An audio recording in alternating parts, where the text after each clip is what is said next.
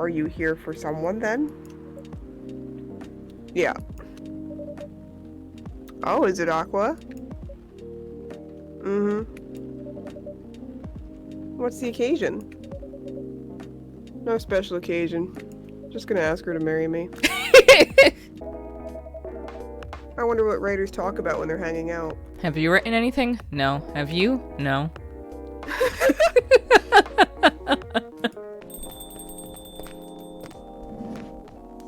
Oh god. Whoa! You do not Hello, look okay. everyone. It's zombie Freya!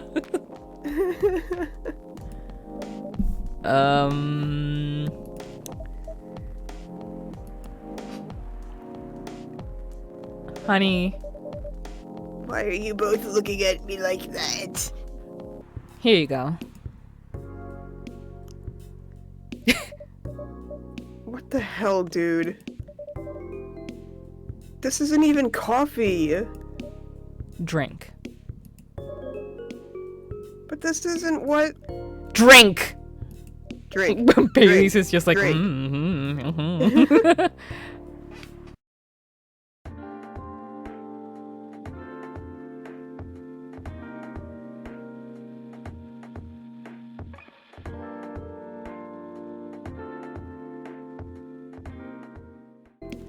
Hello everyone and welcome back to 4 Pixels.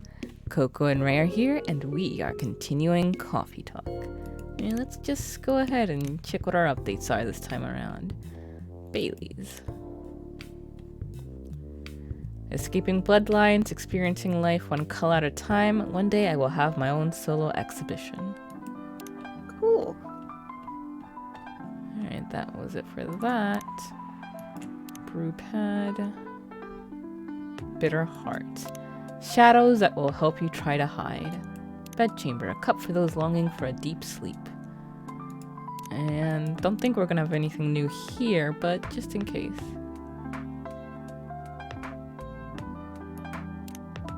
Oh, yeah, we do have one new one, I think. Yes. Happily Ever After, Part 1. Do I want to grow old with you? No, I don't want to do that. But I do want to be with you, here in this moment, stuck in eternal limbo, in an infinite loop of this exact hour forever. Hell yes, I do. That's probably the last time Romeo remembers having a really meaningful conversation with Juliet. But let's not get too far ahead of ourselves, dear reader. Just like any other story, this one also has a beginning, and it begins with an introduction. Romeo is a young man of 20. He comes from a quite conservative, but not yet out-of-touch family. In other words, they're just like almost every other family in the world. He hates the name his parents gave him, and he hates it even more knowing that his life so far is fulfilling all the cliches of his fictional namesakes. Falling in love with a girl named Juliet is really just the icing on the cliched cake. Juliet is a young woman of 20. She also comes from a quite conservative, but not yet out-of-touch family. In other words, they're also just like almost every other family in the world. She loves the name her parents gave her, although she hates the fact that her life so far is fulfilling half the cliches of her fictional namesakes. Falling in love with a boy named Romeo is unfortunate, but she has no plans to die stupidly over it. Both of them study at the same university, and they're definitely not the type of people who'd naturally choose to be friends. Fate, however, in the form of a hip young lecturer with an enthusiasm for assigning group projects and an unfortunate sense of humor, is what brings them together. A simple group assignment is what introduces our young Romeo and Juliet to each other. Even after their first fated meeting, and the many, many more meetings required to finish the assignment, there's no sign that Romeo means anything more to Juliet than a friendly acquaintance she spent a lot of time in the library with. Nor, honestly, does she mean that much more to him. In fact, after she made an ill-judged joke about the literary elephant in the room, she probably means significantly less. But as time goes on, and as the group assignments keep coming without the lecturer ever assigning new partners, Romeo and Juliet become closer. They both begin to see things in each other that they hadn't noticed before. though for Romeo, the fact is rather frightening. How could I fall for somebody like her? And named Juliet, no less. I can't accept it. My mind's just playing tricks on me. Again and again, around and around, his thoughts chase themselves whenever he sees her. Oh god, this one's long. But whatever, we'll keep going. Do you want to switch up with these, like... Sure. Alright. The day is Monday, and Romeo has a class he needs to attend. However, something is different. Normally, a relatively anxious fellow, he finds going to class requires a lot of willpower. Today, however, he finds himself hurrying to get there. He knows why, of course, but he refuses to admit it to himself quite yet. The first thing Romeo does when he opens the door is look at a specific table, the table where Juliet always sits. To his unacknowledged disappointment, the table is empty.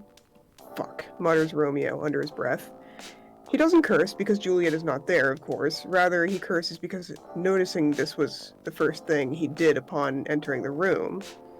After sitting in his usual place, Romeo reopens his book and begins reading. Every time someone opens the door, Romeo turns immediately to look and quietly whispers a curse.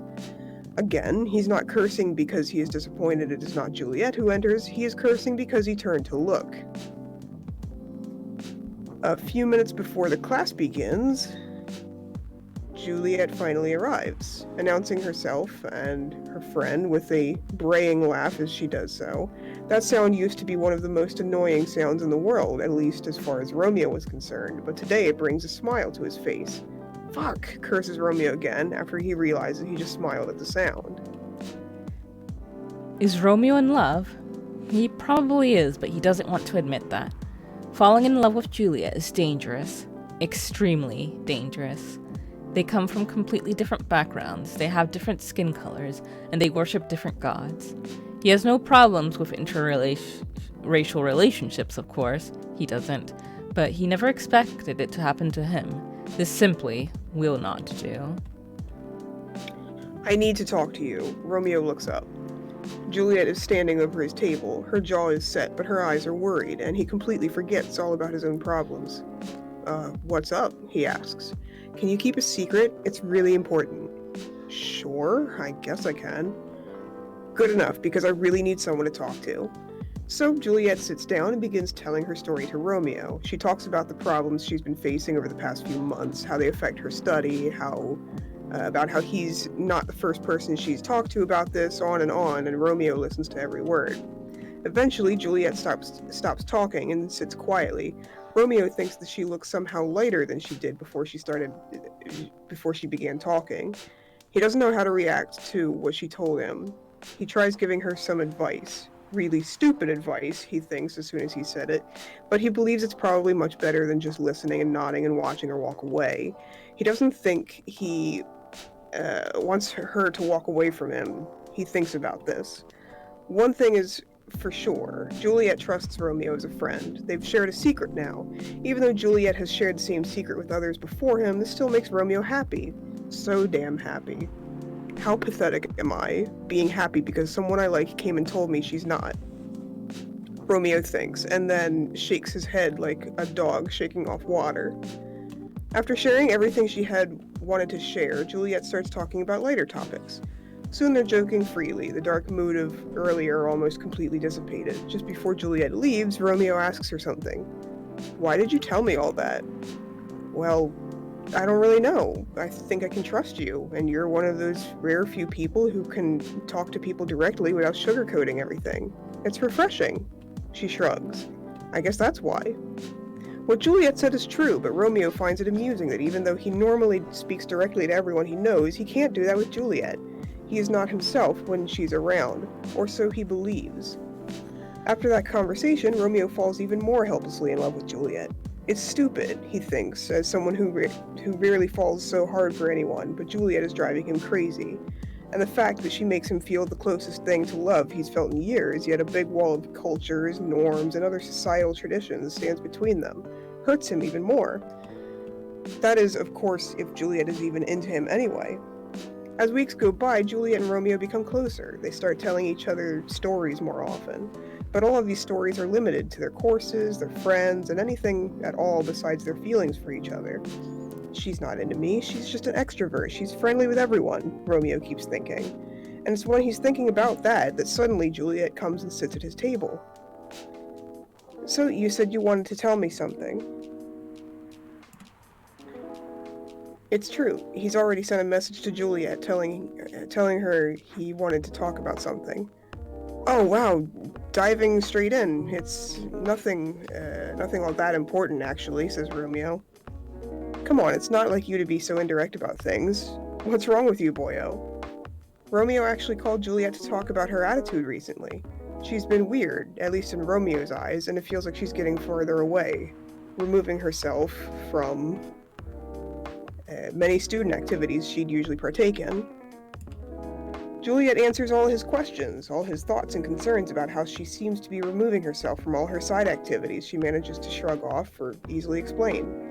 Maybe it's just me. Maybe I'm obsessing over every single thing she does, thinks Romeo, while a pit opens up in his gut at the thought. Is that all? Anything else you want to say? She questions him. Fair is fair, after all. Do you know that I used to like you? The words come out of Romeo's mouth out of the blue. He's horrified, even as he recognizes that it's a lie. He still likes her now. He doesn't even know why he decided to confess his feelings right at this random moment. Never mind why he confessed with half a lie. It wasn't planned at all, but when he heard Juliet say anything else, well, it's definitely one thing Romeo's been planning to say to Juliet for the last few thousand eons, or as normal humans measure time since around 8 months ago. Juliet shows a flash of surprise and then says, No, I had no idea at all. Why? Why what? Why do you like me? Or did you like me? I mean, there must be a reason. Oh, of course there is. Romeo opens his mouth to tell her and pauses. He blinks slowly and closes his mouth again. Or not. I don't know. I think there is, but I'm not sure. I'm sorry. Juliet does not respond to that. Romeo doesn't even dare to look at her directly, but he can see out of the corner of his eye that she looks dumbfounded.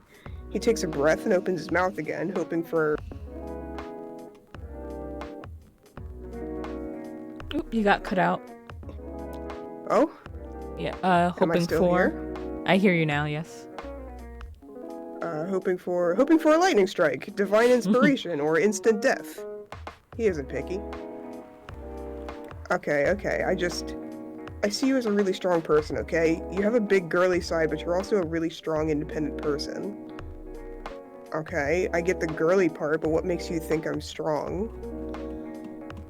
Well, just look at how you work with all of your assignments and organizations. I definitely could never deal with everything as well as you do, ever. Oh, come on, everybody has something they're good at. You can do things I can't. That's pretty normal, you know. I know, but still, I'm not sure. That's probably what attracts me to you the most. When he says that, Romeo tries looking at Juliet just for a moment. He saw a twitch of a smile on her lips, but dared not even hope. He ascribes it to his imagination instead. So, what's next then? Asks Juliet. To be honest, I don't know. I said this because I can't keep hiding it forever. I needed to say it to you even though I know it's impossible for me to ask you out, considering all the differences between us. Juliet pauses. Oh, of course. You don't need to say anything, though. I just needed to get it out of my system. That's all I wanted to say. Well, okay then. I have something else to do. You don't have anything more to say, right? Yes, no, that's all. Juliet nods and says goodbye, then quickly walks away. After Juliet leaves, Romeo lets out a heavy sigh. Good work there. That's one hell of a lot of old baggage I just let go, and a whole hell lot of new baggage I replaced it with. Here's an interesting fact about our Romeo. During the whole conversation, he hadn't been able to keep himself from shaking. It's an old habit that he just can't let go of. To his relief, they'd been sitting during the whole conversation, so he could hide his tremor. Still, even though he feels intense relief about telling Juliet about his feelings, his hands are still trembling. He has to wait a couple of minutes before he can walk away himself. So now, after Romeo's long-awaited but ultimately useless confession, what's next for our Juliet and her Romeo? Funnily enough, neither she nor Romeo ever mention it again, at least not to each other. Romeo did eventually tell some of his friends about his feelings for Juliet. But what about Juliet? Romeo didn't know anything about how she was coping with this revelation. He expected that she'd probably told some of her friends as he had told his. But that doesn't even matter, he tells himself. We're not meant for each other anyway. Watching from the outside, nothing seems to change between them. They still talk about their classes, about their friends, about the shows they've watched and the books they've read. But they never ever mention again the time when Romeo revealed his feelings to Juliet. At first, Romeo had thought that confessing his feelings would mean letting go of a big boulder inside his heart. As it turns out, it only transformed the boulder into a restless rock monster asking for more. Eventually, he realizes letting Juliet know about his feelings isn't enough. He needs to have her. He wants to hold her tight. He wants to stare into her eyes and tell her he loves her to Pluto and back. He wants to hear her say, "I love you too." He wants to kiss her. He wants to run away with her to a place where no one cares about their differences and just sees them as a cute couple in love. He wants to do all good things in life together with her, and more than anything on earth, he simply wants her. The feeling is killing him. How could she be acting normally after that revelation? Does it mean his feelings mean nothing to her at all? The peak of his emotions comes one day when our hero is falling asleep. Suddenly, his body is drenched in sweat. His heart beats too fast, and his thoughts only run to one thing: Juliet. He wants... No, nothing so prosaic. He needs Juliet. He doesn't care about anything else, about traditions, about their families, about anything. There's only one thing he needs to do tomorrow, and that is to confess his feelings, again, to Juliet. This time, however, he's going to ask her out. If she feels the same way, he will ask her to just give it a try and fight the world together. He resolves that he is going to take a leap of faith, and it will be the first thing he does the next time they meet. So, what brings you here today? I'm not even sure myself. I had no plan tonight. And this place just came to mind. Out of the blue. Did you happen to see Freya's latest story? I'll have to thank your subconscious then. I guess you should. Oh. I'm not sure whether I should thank it or not, though. Hi, Lua. Hi, Baileys.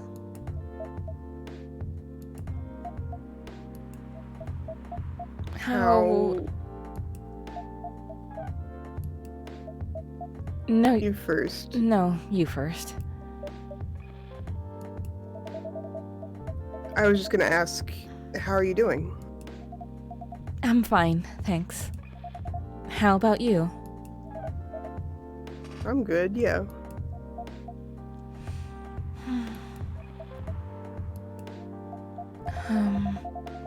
I think I need to order something first. Oh, of course, of course. Go ahead. Hi, Coco Kiere. What are you having this evening, Miss Lua? Gingerbread coffee, please. Gingerbread coffee. So, I'm gonna guess coffee, cinnamon, honey? No. Coffee, cinnamon, ginger? You want to switch those last two around. Okay, so coffee, ginger, cinnamon? Yes.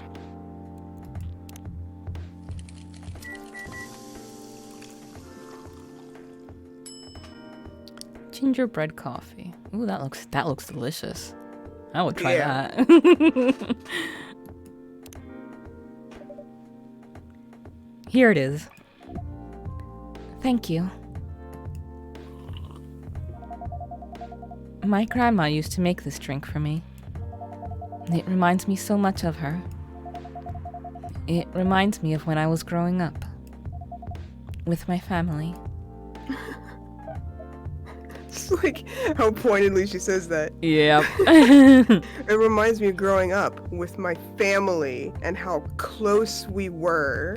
She looks at him from the corner of her eyes. Yeah. How's work? It's going pretty okay. You?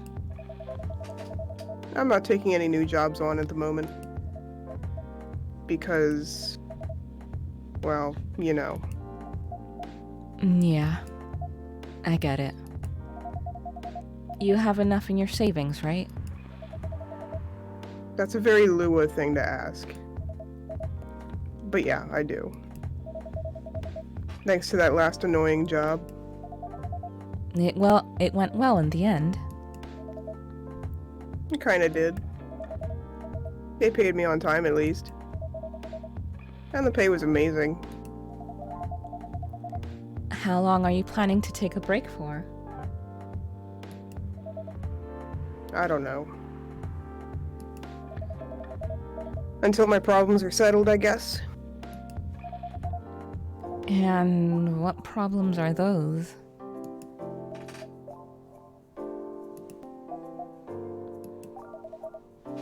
I'll tell you this. But don't tell anyone, okay?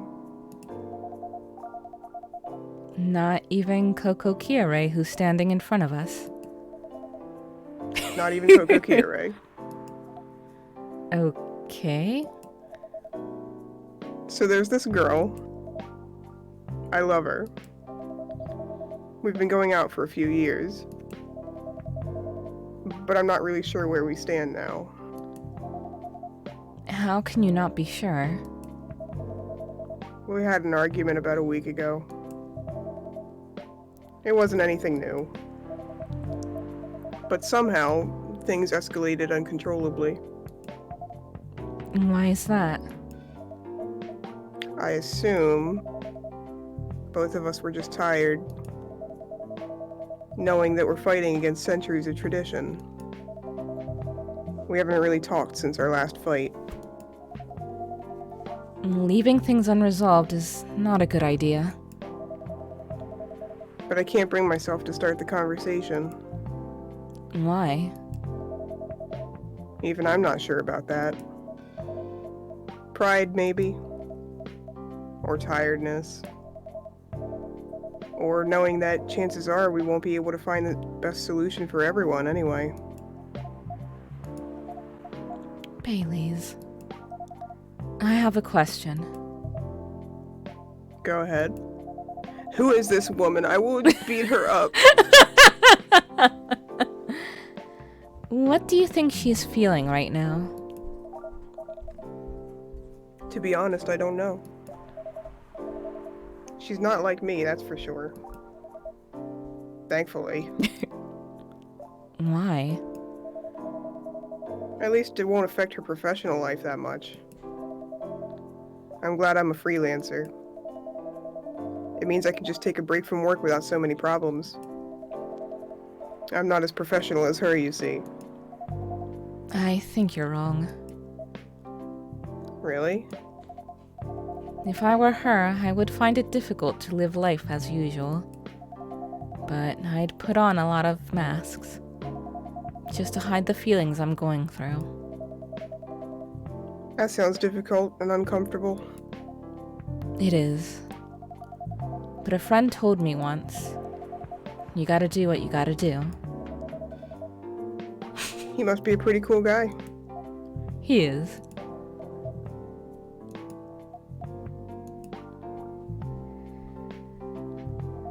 God, just bone, please. What's next for us, Baileys? I don't know, Lua. I met some new people this week. Including that supermodel? You knew? That girl in the corner told me. Yeah, including that supermodel. And how does that make you feel? Like a fool. What? He said a lot of things that I've been trying to avoid thinking about. A lot of truths. He's a bit like you know? Attitude-wise. You'd get along with him. Doubt it. Opposites attract, but similarity breeds contempt. Contempt, not content. Ever heard that before? A lot. From a certain hipster elf. And after listening to that guy, what's your stance on, you know, us? I'm not sure, Baileys. What about you, yourself? Had any similar experiences this week? I have, in fact. You met a vampire, and I met a werewolf. What are the odds? What are the odds indeed? What did your werewolf say?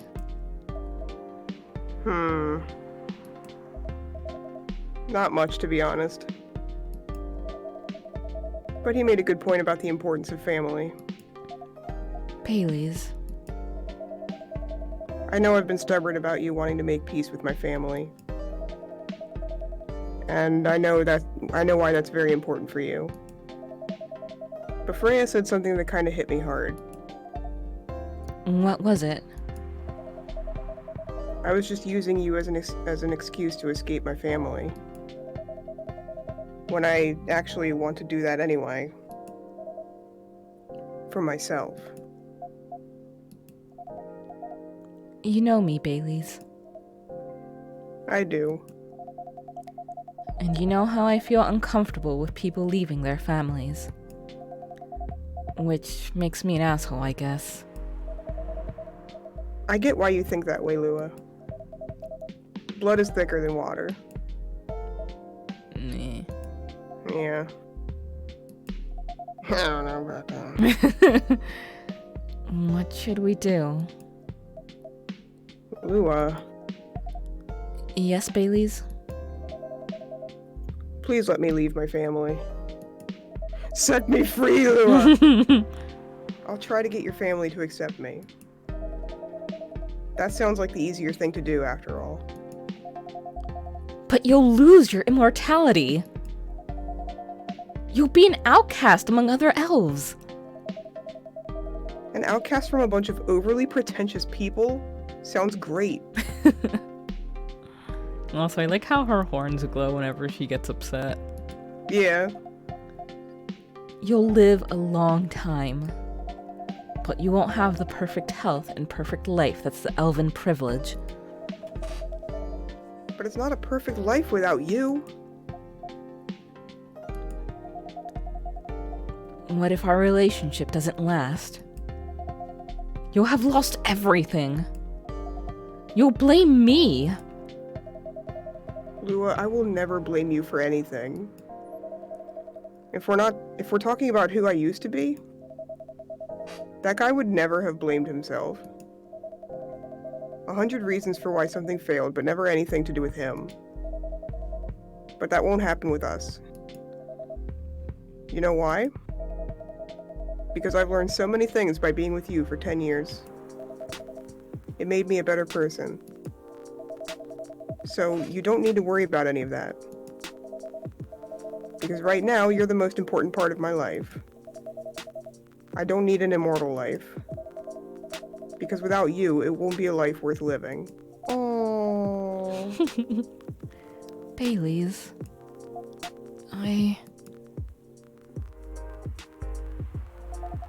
I believe in you.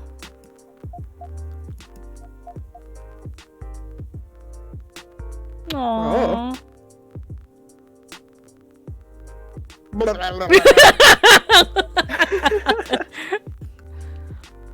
Lua,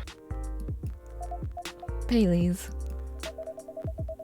I feel like we're living in a soap opera. It seems so. So what's our plan? Tomorrow's Saturday. Are we going on a date? I'm going to my parents' place. Oh. And I want you to come with me. What? That's so sudden. Did you already have plans for tomorrow? Well, no. It's just... I'm not prepared to meet them. You'll be fine. You don't want to tell them about this first? It'll be alright. Well... They never forbade you from dating other races? They're not big fans of elves, that much is true. But you can prove them wrong. Okay, this could be a good first step. It is. It's set then. I don't know what'll happen tomorrow, but we can think about it. And anything else. Later. I'm with you on that. So, does that mean you don't mind me... I had my doubts, but now I'm sure. I can trust you. Lua. Thank you. Are you still staying at Farron's house? Yeah. You're staying with me tonight. Huh? What about your roommate? She's away for the weekend. Taking a long weekend getaway until Sunday night. Oh. Fate is on our side, it seems. Hey, Coco Kiere. Yes? We're leaving. Thank you so much for keeping up with us this past week. The pleasure was mine. We're off then. Coco Kiere is just fanning themselves. Yes. But with that, we will end this episode right here. Thank you folks for joining us, and see you next time. See ya!